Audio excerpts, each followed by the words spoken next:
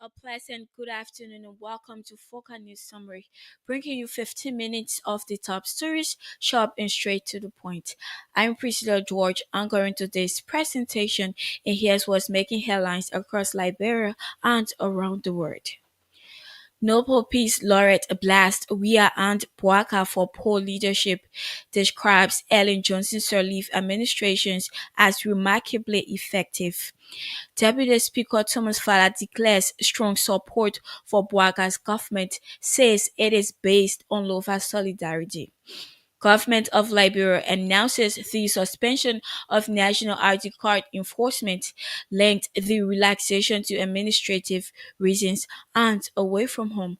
Fresh tensions undermine ceasefire in Iran-Israel conflict. These and many more are all packaged. We'll take a short break. Coming up next is our news bulletin.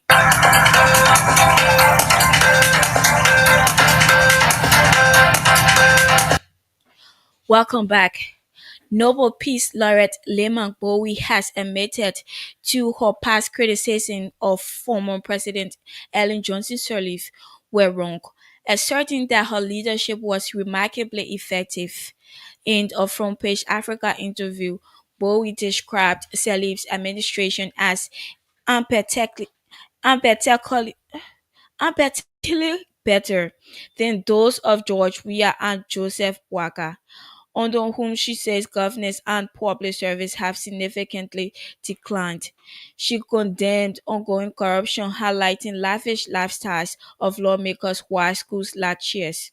Bowie lauded the maternal programs under Sirleaf, especially at JFK Hospital, stating that the initiative supported teen mothers and improved women's health services despite ongoing national challenges.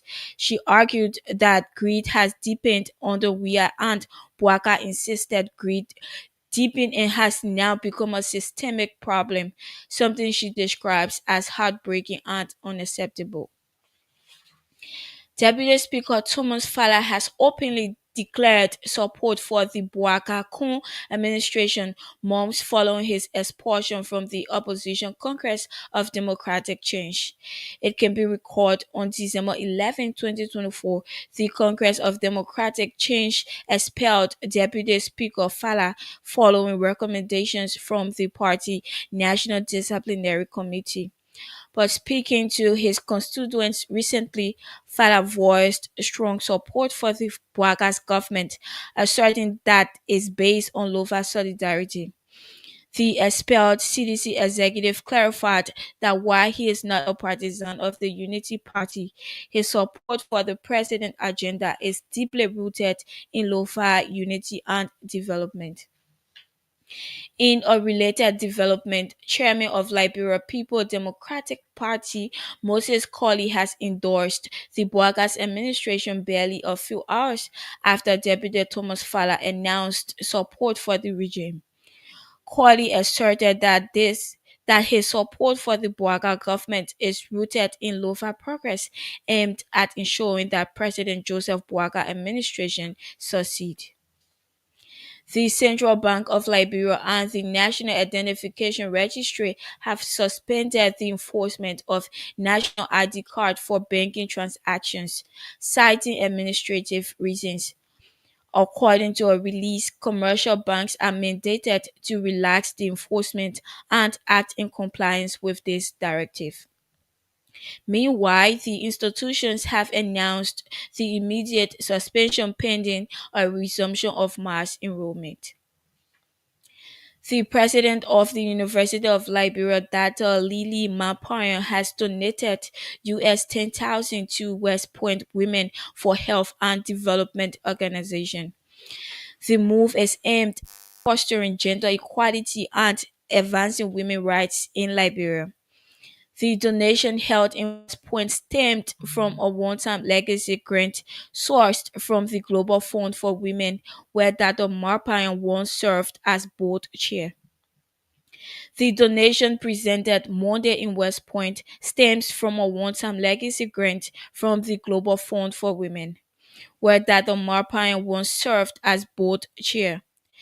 She praised the organization over 20 years of grassroots leadership, calling her vital to women's empowerment in Liberia's largest informal settlement. President Marpaya announced a new office for gender equality and women's empowerment at the University of Liberia, seeking to expand support across the Liberian communities. Receiving the donation, Cooper hailed the grant as heaven sent, which according to her comes amid funding setbacks. Former House Speaker Councillor for Nati Kofa and three other lawmakers linked to the Capitol building arson saga risk being rearrested following a new directive from the Monrovia City Court. The court has ordered the defendants to justify their bond sureties no later than Tuesday, June 24, or risk rearrest. The mandate came during a bond hearing on Monday after state prosecutor raised objections, arguing that the bonds posted by the accused must be verified for validity and sufficiency. Presiding Magistrate Ben Barco upheld the prosecution's request, warning that failure to justify the bonds could lead to its cancellation and the immediate rearrest of all defendants.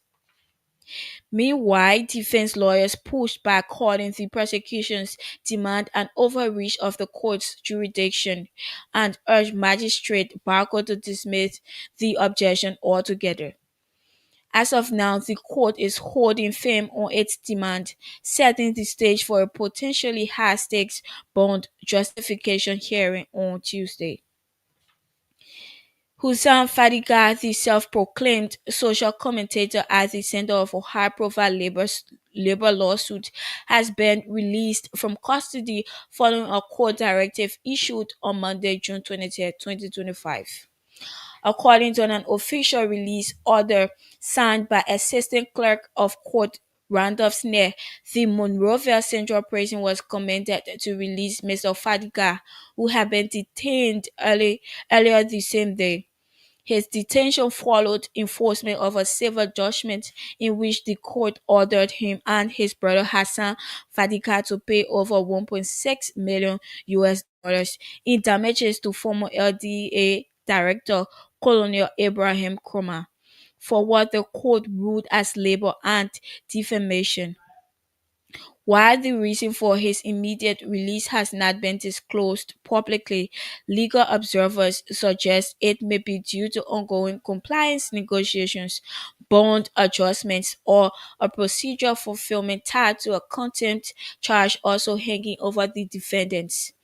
The release order emphasized that the document itself constitutes sufficient legal authority and instructed the sheriff and prison authorities to act without delay. As this case continues to unfold, the Fadiga brothers remain under legal scrutiny, with the court maintaining its demand for full satisfaction of its earlier judgment. If you are just joining us, welcome to Focal News Summary. I am Priscilla George, and here is a quick look at our news bulletin so far. Nobel Peace Laureate Blas Wia and Puaga for poor leadership describes Ellen Johnson Sirleaf administration as remarkably effective. Deputy Speaker Thomas Fala declares strong support for Puaga's government, says it is based on Lova solidarity. Government of Liberia announces the suspension of national ID card enforcement linked the relaxation to administrative reasons and away from home.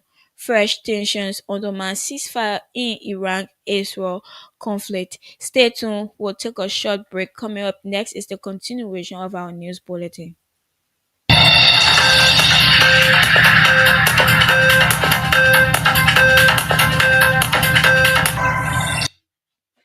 Welcome back.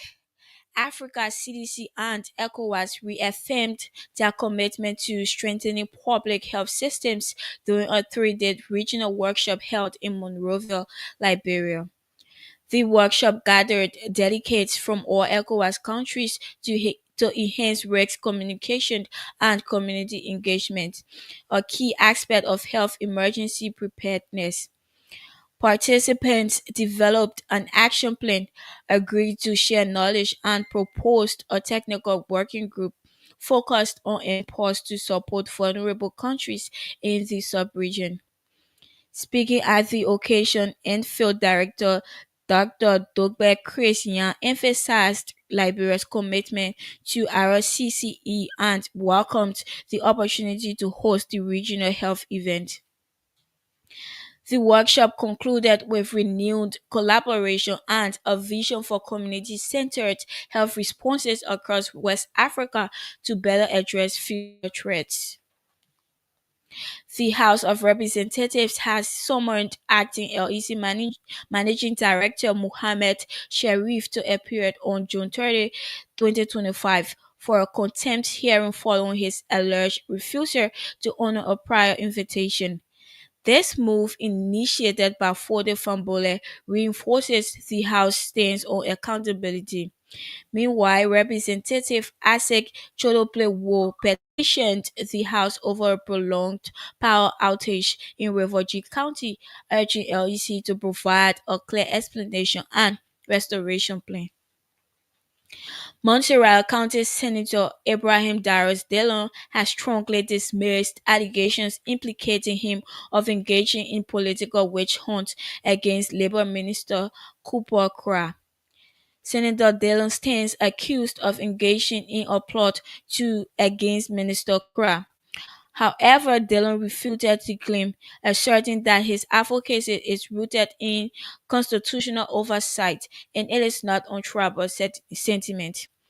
He vowed to push Labour Minister to ensure jobs meant for qualified Liberians are not given to foreigners through work permits. President Julius Maada Bio has been elected as new chairperson of the regional body, bringing a successful end to Bola Ahmed Tinubu's leadership.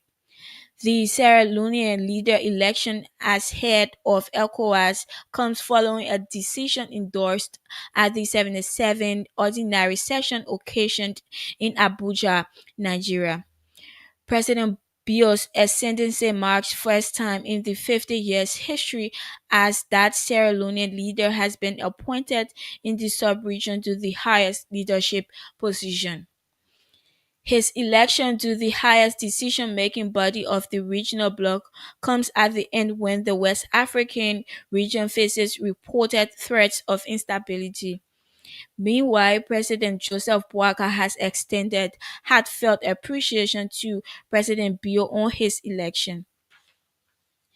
The Liberian chief executive branded the selection of his peer as a testament to his steadfast leadership, aimed at fostering democratic governance and commitment to the collective progress of the West African sub-region. In an effort to bolster regional cooperation through economic integration, Liberia's embassy in Senegal has launched a new initiative aimed at revitalizing agri-food trade between Liberia and that country. The maiden initiative, dubbed the Under the First Liberian Made, marks a further milestone in promoting Liberian agricultural products on the Senegalese market, including surrounding countries in the West African region. Making the disclosure, Ambassador Ali Salah emphasized that the project is part of a broader efforts the Arrest Agenda, which seeks to foster inclusive development through agricultural trade. Ambassador Ali Salah further added that the initiative is expected to serve as a rejuvenate mechanism to repair the broken food trade routes between Liberia and Senegal. Describing it as a promising economic initiative, Ambassador Salah says that move will significantly impact the regional sphere, adding that it will open new opportunities for smallholder farmers. The Ministry of Education convened a high-level consultative meeting with education officers from across the country, signaling a meaningful start toward operational effectiveness. And a fragile ceasefire between Iran and Israel was declared early today but quickly unraveled amid renewed missile exchanges and conflicting claims from both sides. At 6:08 BST, Donald Trump announced the ceasefire via social media. Iran signaled it would stop attacking if Israel did the same. Israel accepted the U.S. boycott proposal but soon reported missile launches from Iran, which the which the Israeli military said were intercepted over northern Israel. Iran denied firing any missiles, yet the IDF vowed a strong response, accusing Iran of violating the ceasefire. Focal News Summary. I'm Priscilla George. Good afternoon.